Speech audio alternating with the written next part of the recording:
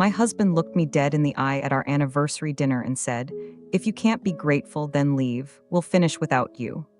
And his mother? She agreed, so I left, but I wasn't ready for what happened next. Let me back up. My name is Claire. I'm 32, a financial analyst, and honestly, I'm the kind of person who trusts spreadsheets more than people. Numbers don't lie. People, I've learned, absolutely do. I met my ex-husband, Daniel, at a dinner party I almost didn't go to.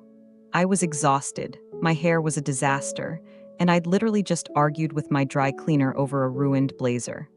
My friend Priya basically dragged me there. But then I saw him. He was calm, kind, actually funny. Not performatively funny, genuinely funny. He laughed at my joke about avocado toast being a scam, and I thought, okay, this one's different.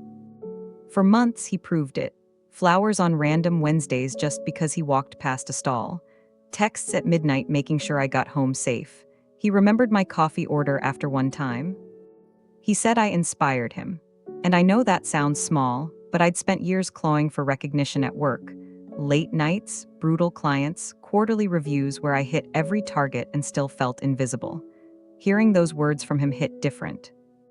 So when he proposed on a cold October evening, fairy lights and all, I said yes before he even finished the sentence. Here's where I should have paid closer attention.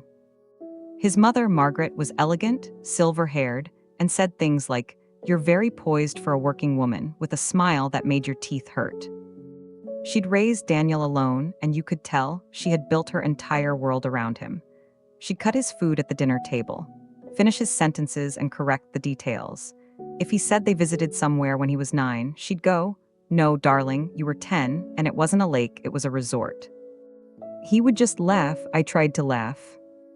I told myself it was closeness. I told myself she was lonely. I hadn't exactly grown up around the most nurturing family situations, so I genuinely didn't know where the line was. But after the wedding, the man who used to surprise me with coffee started leaving dirty mugs everywhere. Stopped helping with meals. Stopped noticing I'd made them. When I asked why he'd stopped helping around the house, he shrugged and said, "Mom never worked. She just took care of things. It makes sense." I made more money than him. We both worked long hours. But somehow, I was the one cleaning, cooking, and managing everything, while he expected a round of applause for taking the trash out once a week. Margaret visited constantly, too constantly, and always with opinions. A wife should make her husband's life easier, she told me once while I reheated leftovers after a 10-hour shift. I looked at Daniel, waiting. He said nothing.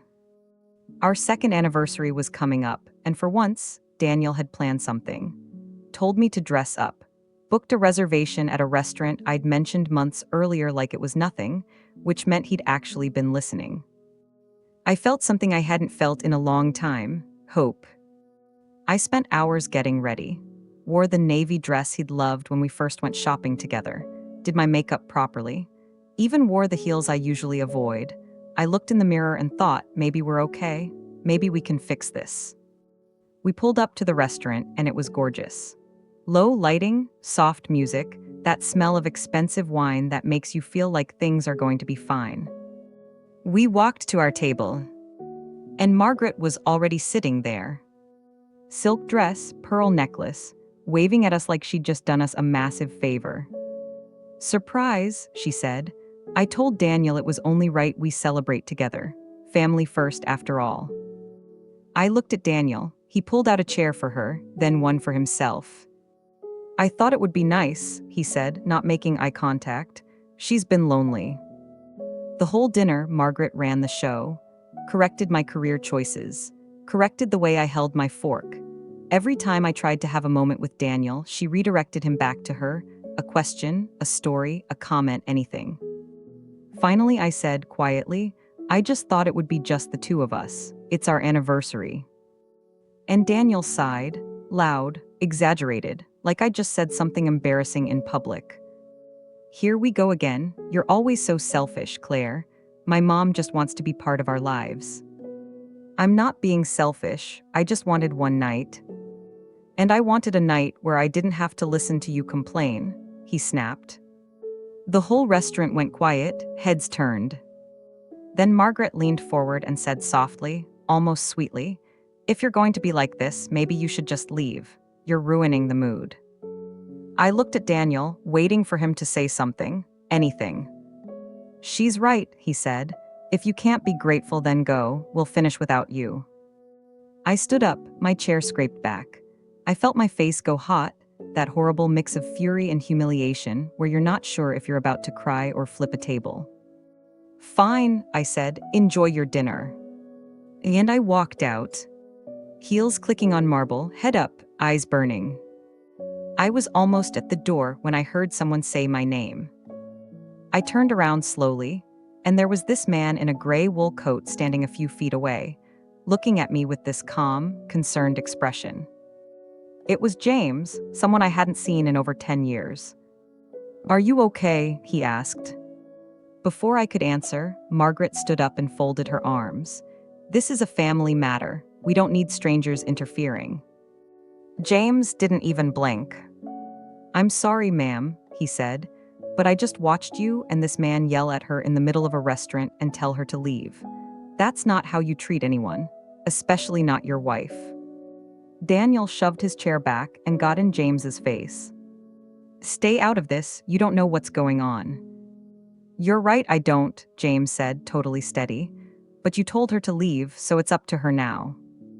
Outside, the cold air hit me hard. I hugged my arms around myself, trying to flag down a cab, my hands shaking. James came out behind me. "I'm so embarrassed you saw that," I said, still staring at the pavement. "Don't be," he said. "None of that was your fault." I exhaled, tried to hold it together. "I don't even know how it got this bad," I said. "It just slipped slowly." "I get it," he said, "but you don't have to stay."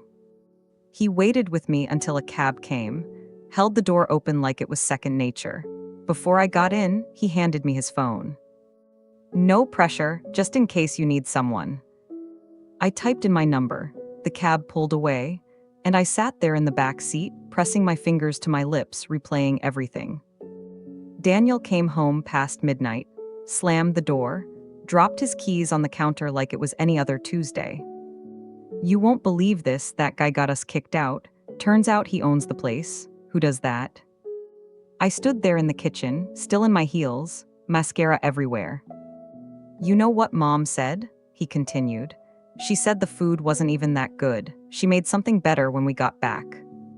That was it. Not one apology, not 1 second of reflection. Just more anger, more noise, more of the same. Something inside me went very quiet and very certain. "I'm done," I said. He froze. "I'm done pretending this is okay. Done cleaning up after your messes. Done watching you and your mother make everything my fault."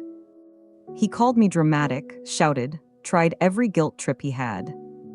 I packed a bag, called a friend, and went to my mom's.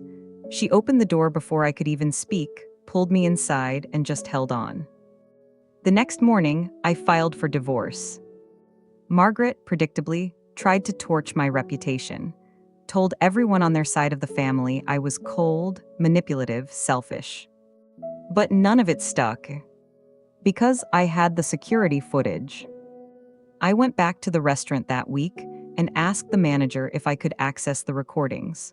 He told me they'd already been preserved at the owner's request. James owned the restaurant. He'd saved the footage before I even asked.